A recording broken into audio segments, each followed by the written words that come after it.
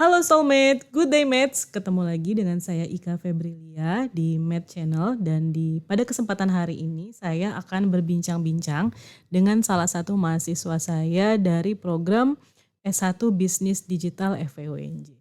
Nah, sudah bersama saya kali ini yaitu Ahmad Najmi Salim, betul ya? Betul, Bu. Oke, panggilannya apa? Najmi, Bu. Najmi, Iya, oke. Bu. Najmi apa kabar? Alhamdulillah baik, Bu. Alhamdulillah sehat ya. Iya, Bu. Oke, Najmi, saya tuh biasanya punya sapaan untuk para soulmate Oh, yang iya. biasanya menyaksikan video-video di Mate Channel. Ah, Mungkin Najmi mau coba sapa soulmate terlebih dahulu. Oke, soulmate semua yang ada di rumah, halo semuanya, good day mates. Semoga penonton setia dari channel ini selalu dalam keadaan sehat walafiat ya. Tak lupa juga saya mau nyapa Bu Ika nih, dari Bu Ika sendiri gimana kabarnya, Bu? Saya alhamdulillah juga sehat nih Najmi. Oke, Najmi, hari ini kita mau ngobrol-ngobrol tentang perilaku konsumen ya. Iya, Bu. Kita mau mencoba untuk menganalisis perilaku konsumen di The Body Shop. The Betul Body ya? Shop. Iya, betul, Bu. Oke, Najmi sebelumnya pernah berkunjung ke store-nya Body Shop nggak sih? Dan menurut Najmi gimana nih produk-produk yang ada di Body Shop? Terkait itu kebetulan sekali saat tugas UTS kemarin, saya bersama teman-teman saya di kelompok ini pernah mengunjungi The Body Shop, melakukan suatu observasi, dan ternyata banyak sekali Bu produk-produk yang sangat-sangat menarik di Mhm. sana. Dan setelah itu saya juga melakukan suatu research Mhm. dan ternyata Body Shop ini merupakan suatu perusahaan kosmetik dan body care yang dikenal dengan pendekatan berkelanjutan dalam bisnisnya nih Bu, yang Oke. dibuka pada tahun 1976. Wow, udah lumayan lama juga Udah ya? lumayan lama sekali, Bu. Oke. Nah, sejak itu, merek ini berkembang terus, menjadi salah satu pemimpin industri perawatan tubuh bisa dibilang, dengan fokus pada etika dan lingkungan. Ini yang membedakan dengan produk-produk yang lain.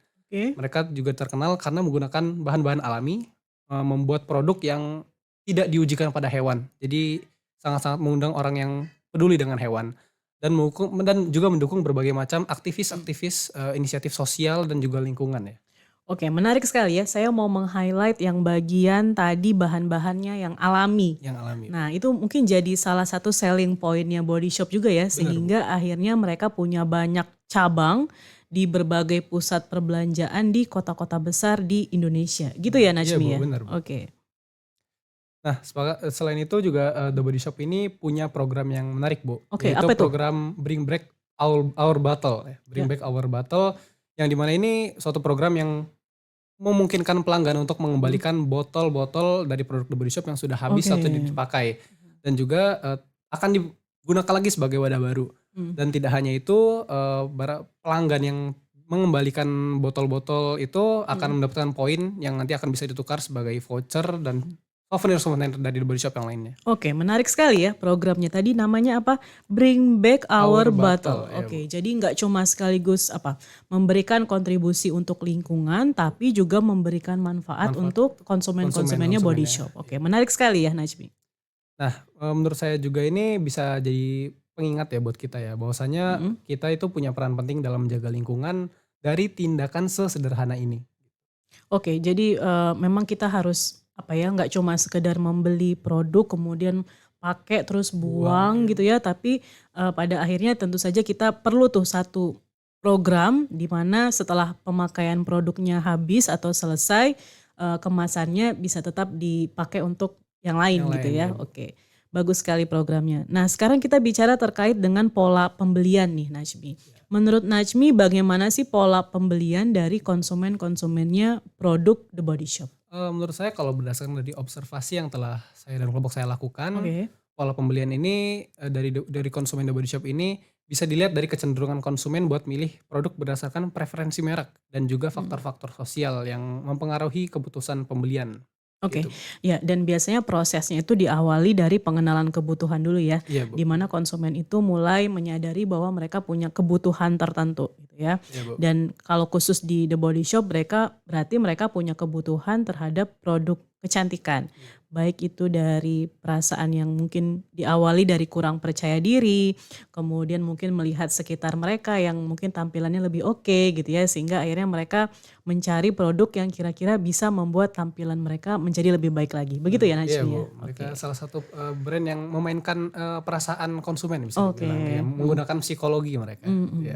Dan juga, berkaitan dengan pengenalan kebutuhan ini merupakan langkah nih, Bu, bagi konsumen dalam penentuan keputusan pembelian mereka. langkah selanjutnya itu Mhm. konsumen melakukan suatu pencarian informasi, Bu. Oke. Misalnya dari internet atau biasanya mereka langsung melakukan kunjungan ke toko. Nah, dari situ kita bisa lihat jenis konsumen dengan metode pencarian informasi yang beda-beda nih, Bu. Ada yang dari internet, menggunakan tren konsumen modern yang aktif mencari info produk, baik itu dari Instagram, mau online store, dan sebagainya macamnya. Ada juga orang yang mungkin langsung lewat dan langsung datang ke toko. Setelah itu baru mendapatkan Oke. informasi-informasi, "Oh, produk ini ternyata bagus nih. Oh, produk ini menarik nih," Mmm. begitu. Oke ya, jadi saya sepakat ya tadi awalnya adalah dengan adanya, pengenalan kebutuhan dulu. Benar. Kemudian setelah menyadari bahwa si konsumen itu butuh sesuatu, akhirnya mereka apa, melakukan pencarian informasi ya Iya, Bu. terhadap produk yang mereka butuhkan. Nah setelah itu, konsumen akan masuk ke dalam tahap yang namanya evaluasi alternatif, di mana konsumen apa, mulai membandingkan ya Iya, Bu. antara produk yang satu dengan produk yang lain, antara merek yang satu dengan merek yang lain. Kemudian mereka juga mungkin mempertimbangkan rekomendasi teman-temannya, mempertimbangkan rekomendasi keluarganya yang mungkin sudah lebih dulu menggunakan The Body The Shop Body Shop. ini. Oke. Nah, proses ini juga bisa dibilang mencerminkan nih bagaimana Mhm. konsumen aktif itu terlibat dalam pengalaman langsung dengan produk ya. Oke. Mereka menggunakan mungkin indera penciuman buat nilai kualitas parfum Mhm. atau dengan produk kecantikan yang mereka pilih gitu.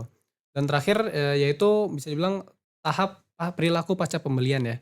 Di mana pengalaman positif ini Bu menurut saya sangat-sangat penting ya, karena akan mempengaruhi keputusan konsumen buat ngerekomendasiin produk ini kepada teman-temannya atau kerabat kerja, keluarga, dan sebagainya macamnya, atau bahkan mungkin ke depannya mereka akan repurchase, Bu. Oke. Dikarenakan produknya Ya. ini mungkin sangat bagus dan juga cocok. Ya, jadi kalau, apa, sesuai dengan ekspektasi mereka bukan tidak mungkin di kesempatan pembelian berikutnya mereka juga akan melakukan pembelian Bener produk yang sama ya atau bener, Bu. repurchase tadi seperti, yang Najmi sampaikan. Nah, berarti banyak sekali nih proses yang dilalui sama konsumen, mulai dari pengenalan kebutuhan, mencari informasi, kemudian, apa, evaluasi alternatif, kemudian baru masuk ke purchase decision-nya ya. Iya, Bu. Setelah purchase decision baru kemudian, apa, bisa saja di kesempatan berikutnya akan melakukan yang namanya repurchase. Nah, sekarang kita pindah ke bahasan yang selanjutnya nih Najmi, yaitu berkaitan dengan preferensi merek. Jadi merupakan persepsi konsumen terhadap kualitas suatu produk yang menentukan nilai merek dan berpengaruh pada keputusan pembelian dan loyalitas mereka juga ya, Iya, Najmi ya? Bu. Pastinya, Bu, di Oke. mana kualitas The Body Shop ini memang menjadi daya tarik sih bagi konsumen, di mana mereka fokus pada green product dan komitmen keberlanjutan, yang buat konsumen yang peduli lingkungan ini bisa dibilang lebih tertarik dengan produknya. Oke, jadi memang jualannya si Body Shop banget ya, Iya, Bu. maksudnya produk-produk yang memang peduli sama lingkungan ya, jadi jualannya mereka banget. Idola mereka banget. Nah, selain itu apa aja yang menjadi preferensi konsumen dalam akhirnya memilih produk Body Shop ini? Selain karena memang produk-produknya dinilai, ramah lingkungan gitu ya. Bener. Apalagi Eee kira-kira Najmi? The Body Shop ini juga punya strategi massive, positioning, Bu, message Mhm. positioning, yang di mana mereka itu merangkul sebanyak mungkin konsumen dari berbagai kelas sosioekonomi. Dan juga, bisa dibilang yang unggul itu adalah suatu pengemasan dari The Body Shop itu sendiri ya. Oke. Di mana The Body Shop ini saya lihat juga seringkali saya melihat kalau di mall itu paling beda sendiri bisa dibilang. Mereka sangat-sangat memperhatikan estetika dan keindahan, baik itu dari packaging mereka ya, Bu, ya, Ya. ataupun bahkan toko mereka pun benar-benar dikemas sangat-sangat baik gitu.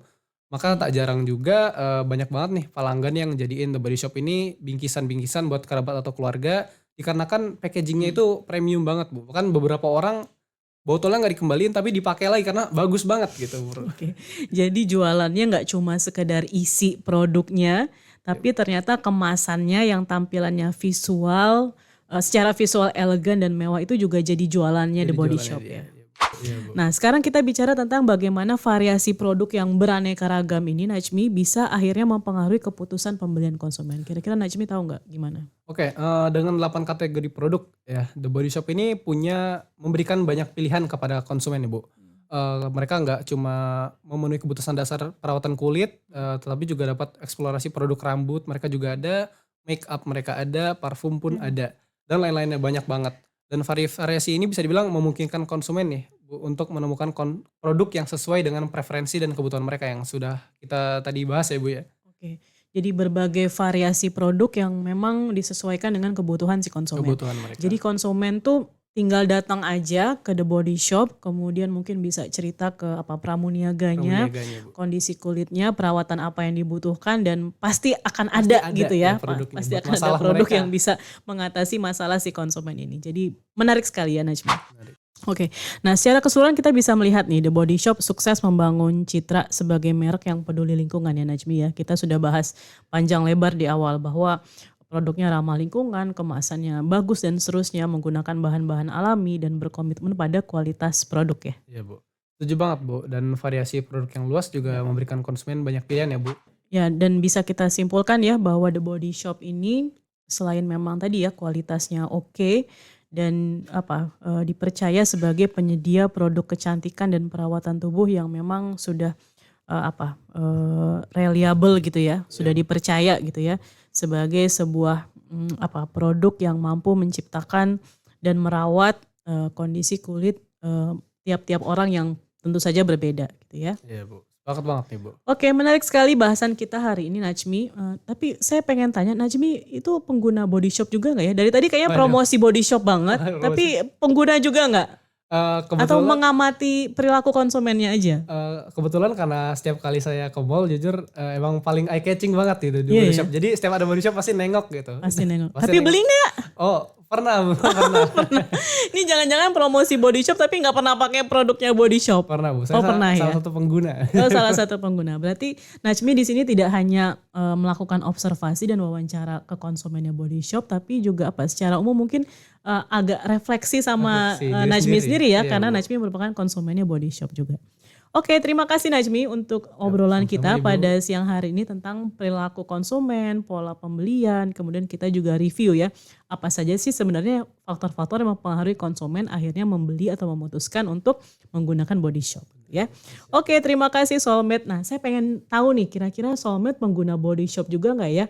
Boleh tolong tulis di kolom komen gitu ya, pengguna Body Shop atau bukan, dan kira-kira kalau misalnya pakai Body Shop yang disukai dari Body Shop apa aja, bisa cerita di kolom komen. Oke, terima kasih Najmi. Terima kasih, Bu Terima Ika. kasih Soulmate. Kita tutup bahasan kita pada siang hari ini dan Good day, mates.